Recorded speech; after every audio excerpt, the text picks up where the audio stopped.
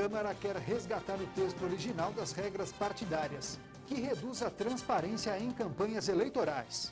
Mas Rodrigo Maia garante que os pontos polêmicos do projeto não vão ser reincluídos pela Câmara.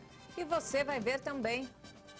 Somente uma avaliação médica vai definir se Bolsonaro vai à Assembleia da ONU em Nova York na próxima semana. Sobe para 14 o número de mortos no incêndio do Hospital Badim, no Rio de Janeiro. Preço alto e o desemprego fizeram muitas pessoas desistirem de manter os planos de saúde. Irã nega ter participado dos ataques contra as instalações petroleiras da Arábia Saudita no sábado. Tudo isso e muito mais, agora na edição de 13h.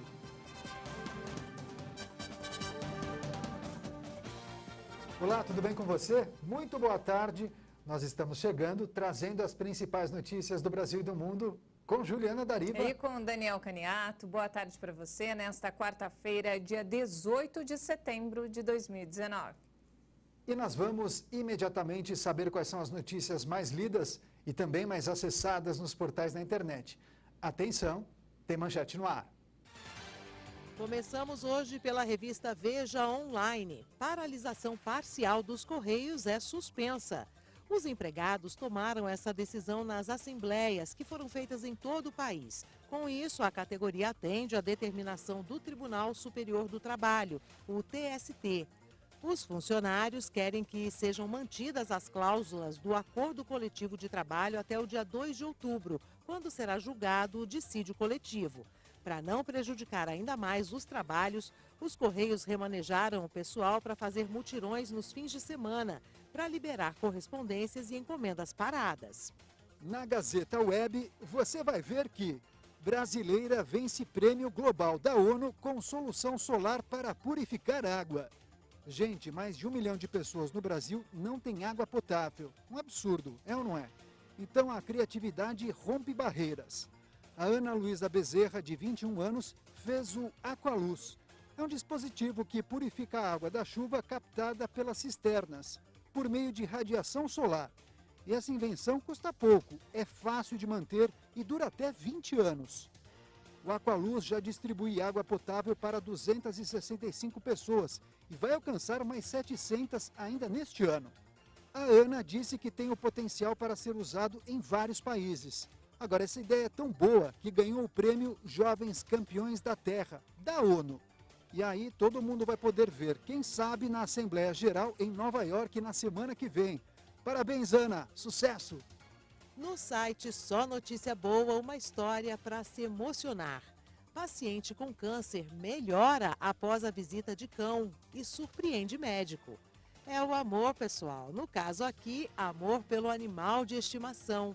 O guia de turismo Flávio Santos está internado no hospital de Recife tratando um câncer. Por isso, teve que ficar longe do Agadir. Mesmo debilitado, Flávio pediu e os médicos autorizaram que o cão fosse até o quarto. A visita foi demais. Flávio matou a saudade do amigo e apresentou melhora no quadro. Os médicos ficaram surpresos e já estudam a possibilidade de dar alta a ele. Alguém tem dúvidas aí sobre o bem que os animais podem fazer para o corpo e para a mente? 1h06, uma ótima tarde para você. E a Câmara dos Deputados quer resgatar o texto original das regras partidárias, que reduz a transparência em campanhas. Os líderes das bancadas se reuniram para discutir o chamado custo-benefício de votar o projeto completo. Por acordo, o Senado aprovou nesta terça-feira apenas a proposta que trata do financiamento do fundo eleitoral, que viabiliza recursos já para eleições municipais de 2020. Os senadores retiraram da proposta aprovada pela Câmara os pontos polêmicos que dificultariam a fiscalização de campanhas eleitorais. Mas alguns deputados já defendem publicamente a retomada do texto da Câmara com todas as propostas. Outros estão mais atentos ao desgaste que poderiam sofrer e põem na balança as possibilidades para ter mais cautela com o impacto político dessa definição. O texto aprovado na Câmara e que foi descartado pelo Senado prevê mudanças como a flexibilização de regras de prestação de contas das legendas e a exigência de conduta dolosa para a punição dos partidos. Com isso, uma legenda só deve ser penalizada na Justiça Eleitoral se for provada a intenção da prática da irregularidade na prestação de contas. A proposta original ainda autoriza o uso de recursos públicos para o pagamento de advogados e serviços de contabilidade ou consultoria e também recria o tempo de televisão para partidos. E o presidente da Casa, Rodrigo Maia, disse que os pontos polêmicos do projeto sobre regras eleitorais não vão ser reincluídos pela Câmara. O Tribunal Superior Eleitoral decidiu que pode cassar chapas eleitorais por fraudes à cota mínima de candidatas mulheres. A decisão foi tomada no processo sobre candidatas laranjas na cidade de Valença, do Piauí. Esse foi o primeiro processo de fraude na cota de gênero julgado pelo TSE. A decisão pode significar um precedente a ser aplicado pelo Tribunal Superior Eleitoral em casos de candidaturas laranjas em todo o país. A lei determina que pelo menos 30% das candidaturas devem ser de mulheres. A chapa de vereadores no Piauí foi acusada de utilizar candidaturas fictícias de mulheres que não chegaram sequer a fazer campanha eleitoral. O objetivo era o de fraudar o cumprimento da cota. Para o relator do caso, o ministro Jorge Mussi, a fraude da cota de gênero implica na cassação de todos os candidatos registrados pela coligação, inclusive com a perda do mandato dos eleitos. O assunto foi decidido por 4-3. O voto de Mussi foi seguido pelos ministros Tarcísio Vieira de Carvalho Neto, Luiz Roberto Barroso e pela presidente do TSE, Rosa Weber. No caso de Valença, no Piauí, a decisão do TSE vai retirar o mandato de 6 vereadores dos 11 que formam a Câmara Municipal. E o relatório sobre a indicação de Augusto Aras à Procuradoria-Geral da República foi lido hoje na CCJ do Senado. E o próximo passo é a sabatina de Aras, prevista para a próxima semana. Eduardo Braga, relator da CCJ, apresentou seu parecer, analisando apenas os critérios técnicos sobre a indicação do subprocurador. Apesar disso, Braga já declarou que seu voto é favorável a Augusto Aras na PGR. Eu estou convencido do acerto da indicação e votarei favoravelmente à indicação do Dr. Augusto Aras. Depois da leitura do relatório, foi concedida a vista coletiva de 1 semana para os senadores analisarem a indicação. Ao final do prazo, deve acontecer a sabatina na CCJ, provavelmente na quarta-feira que vem. E no mesmo dia, deve acontecer a votação do nome na Comissão de Constituição e Justiça.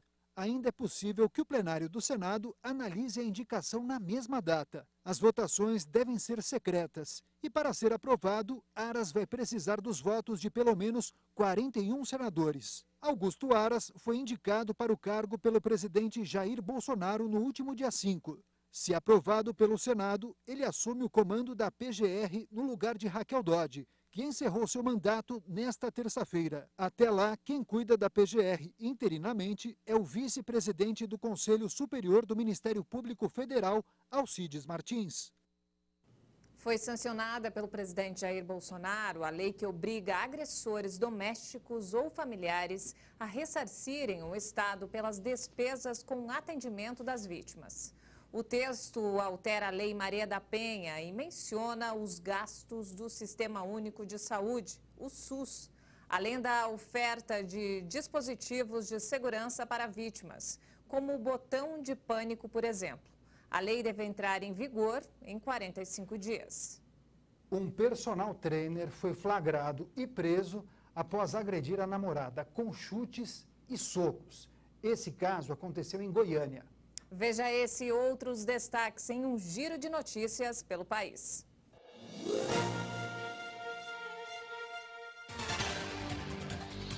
As imagens mostram o casal no carro. Depois de uma discussão, a mulher desce e ele vai atrás. No meio do caminho, o personal agride a namorada no rosto e ela cai. O homem continua a agredi-la com muita violência. As agressões só param quando um policial aparece. O personal tentou fugir, mas foi perseguido e preso em flagrante. A mulher, que é médica veterinária, teve um corte no rosto e ferimentos pelo corpo. O namorado vai responder por tentativa de homicídio. Em Fortaleza, no Ceará, mais um caso de agressão contra a mulher. Mas desta vez, a vítima morreu. Jamile foi agredida pelo namorado na garagem do condomínio. Depois, já dentro do apartamento, ela foi baleada. As imagens mostram também o filho, de 14 anos, arrastando a mãe até o elevador em busca de ajuda. Mas Jamile não resiste. O caso era investigado como suicídio, porque o namorado disse que tentou impedir que Jamile se matasse. Mas depois das imagens da garagem, ele passou a ser suspeito. A modelo Nájila Trindade foi indiciada pelo Ministério Público por denunciação caluniosa e extorsão. Nájila tinha acusado o jogador Neymar de estupro e por divulgar fotos íntimas. Mas os dois inquéritos foram concluídos por falta de provas. A ação contra a modelo é movida pelo pai do jogador. E Nájila denunciou agora o ex-marido por divulgação de conteúdo impróprio. O Ministério Público Paulista pediu o arquivamento do inquérito que indiciou o empresário Jorge Sestini. Jorge era marido de Caroline Bittencourt, que morreu depois de cair de uma lancha no litoral norte do estado. Foi durante uma tempestade no mês de abril. Jorge foi indiciado pela Polícia Civil por homicídio culposo, quando não há intenção de matar. Não há prazo para que a Justiça decida se vai acatar ou não o pedido.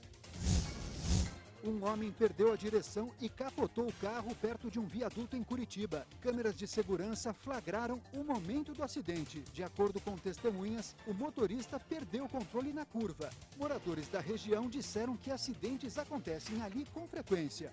O motorista de 54 anos foi levado a um hospital da cidade com ferimentos.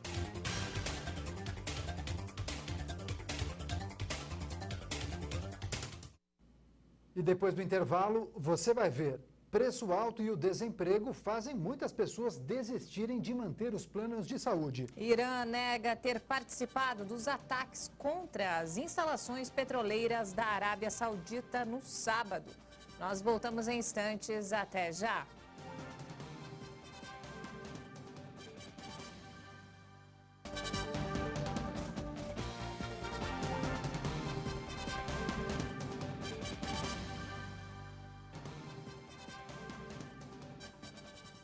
E nós estamos de volta a 1h19 e olha só, o preço alto e o desemprego fizeram com que muitas pessoas desistissem de manter os planos de saúde.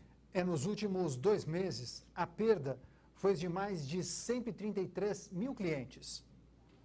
Não faltam contas para pagar. E para muitos brasileiros está difícil contratar ou permanecer no plano de saúde. E hoje não cabe no seu orçamento o plano de saúde? De jeito nenhum. Porque conta de água, de luz, bujão, tudo caro, com salário mínimo não dá, né?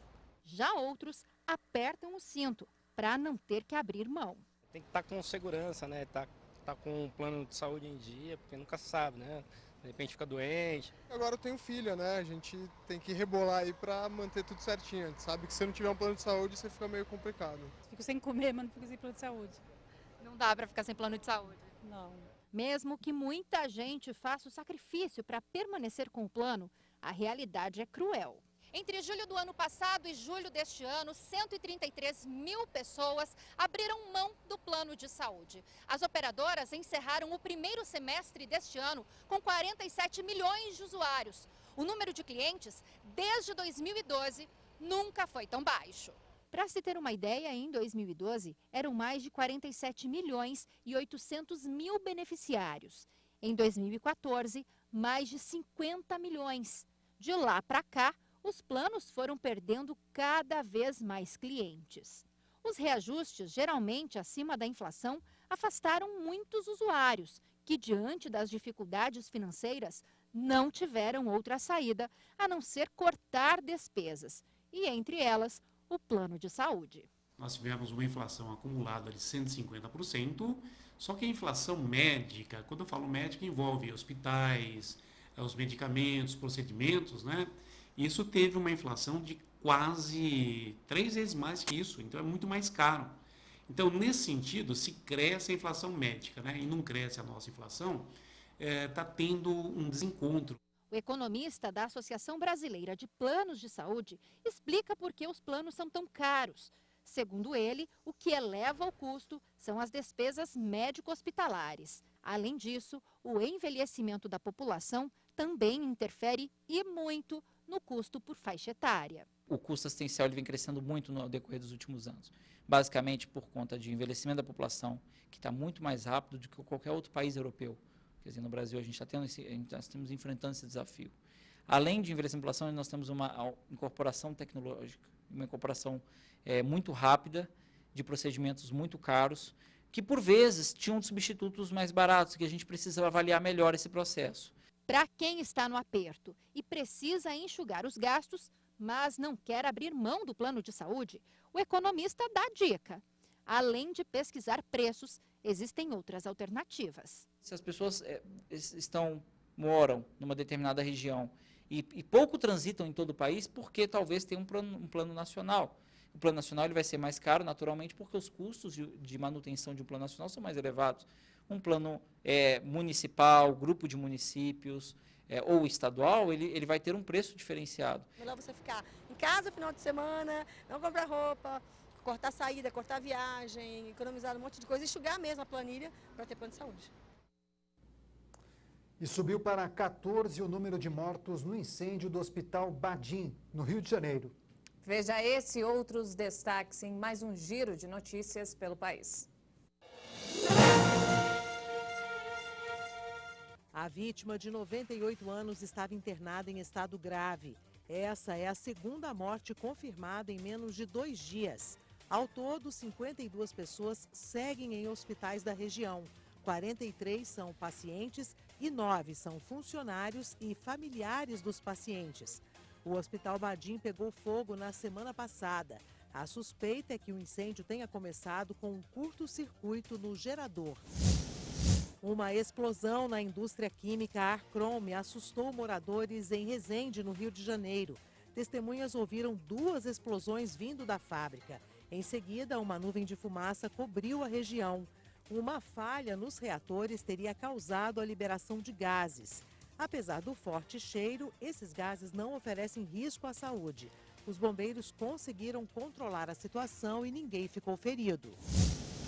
Caso Aline. Novas imagens mostram um homem atrás da vítima antes do crime. A jovem está caminhando no dia em que desapareceu. Ela passava por uma trilha em uma mata da região. Menos de 30 segundos depois, um homem vestido de preto é visto correndo. A jovem foi encontrada morta na última quarta-feira em Alumínio, São Paulo, 3 dias depois do desaparecimento. Os suspeitos ainda não foram identificados. Em Torres, no Rio Grande do Sul, foi preso o suspeito de ter matado uma adolescente de 14 anos. O homem é ex-namorado da mãe da vítima e confessou o crime. Ele disse que cometeu o assassinato por acreditar que tinha sido traído pela ex, por isso descontou na filha dela. Brenda Rocha levou cerca de 40 facadas. O corpo foi encontrado em um matagal na cidade de Maracajá, em Santa Catarina. Um torcedor do Atlético Paranaense perdeu a mão quando disparou um sinalizador em São José dos Pinhais. Ele acompanhava o embarque do time para a final da Copa do Brasil em Porto Alegre. O objeto explodiu na mão dele. O torcedor do Furacão foi operado e não há mais informações sobre o seu estado de saúde. E o ministro da Economia, Paulo Guedes, afirmou que a reforma tributária deve ser aprovada e implementada até o fim do ano. Paulo Guedes explicou que a ideia é trabalhar com o Legislativo na formulação de uma proposta conciliatória, já que a Câmara e o Senado discutem paralelamente propostas de reforma tributária. Por isso, o governo também deve enviar um projeto sobre o tema ao Congresso. A declaração foi feita durante o Fórum Nacional do Comércio em Brasília. E somente uma avaliação médica que está marcada para sexta-feira vai definir se o presidente Jair Bolsonaro vai à abertura da Assembleia Geral da ONU em Nova York na semana que vem. O porta-voz da presidência, Otávio do Rego Barros, disse que o presidente está se sentindo bem e tudo indica que a viagem vai ser confirmada. Mais cedo, os assessores falaram que há um risco pequeno de Bolsonaro cancelar a ida à ONU. Por recomendação médica, a viagem já foi adiada de domingo para segunda-feira. O presidente tinha, inicialmente, 5 reuniões bilaterais pré-agendadas, mas o porta-voz descartou os encontros. E nos destaques internacionais, em uma nota oficial, o Irã negou ter participado dos ataques contra as instalações petroleiras da Arábia Saudita no último sábado. Segundo a agência oficial iraniana IRNA, o comunicado foi transmitido na segunda-feira à Embaixada da Suíça em Teherã, que representa os interesses americanos no Irã. Na nota, a República Islâmica insiste que não desempenhou nenhum papel no ataque, nega e condena as acusações contra o país apresentadas pelos Estados Unidos. A mensagem ainda adverte os funcionários americanos que, se alguma medida for adotada contra o Irã, o país dará uma resposta imediata de um alcance muito maior que uma simples ameaça. Os rebeldes iemenitas Houthis reivindicaram os ataques que obrigaram a Arábia Saudita a reduzir pela metade sua produção de CRU e levaram à disparada dos preços.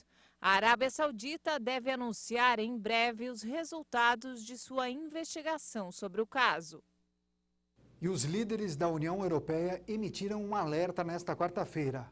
Há um risco muito real de um Brexit sem acordo.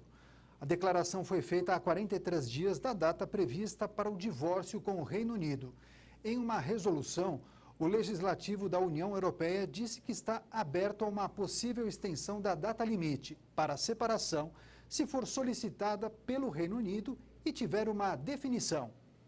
E um impasse marca nesta quarta-feira as eleições legislativas de Israel realizadas na véspera. O primeiro-ministro Benjamin Netanyahu e seu principal opositor, Benny Gantz, estão empatados, deixando a situação do próximo governo incerta. Com esses números, não há um caminho óbvio para a formação de uma coalizão majoritária, aumentando a possibilidade de negociações em direção a um governo de unidade. Não temos mais tempo, ponto final nessa edição. Nós agradecemos demais sua companhia e audiência. E nós voltamos amanhã às 8h30. Uma ótima tarde para você e até lá.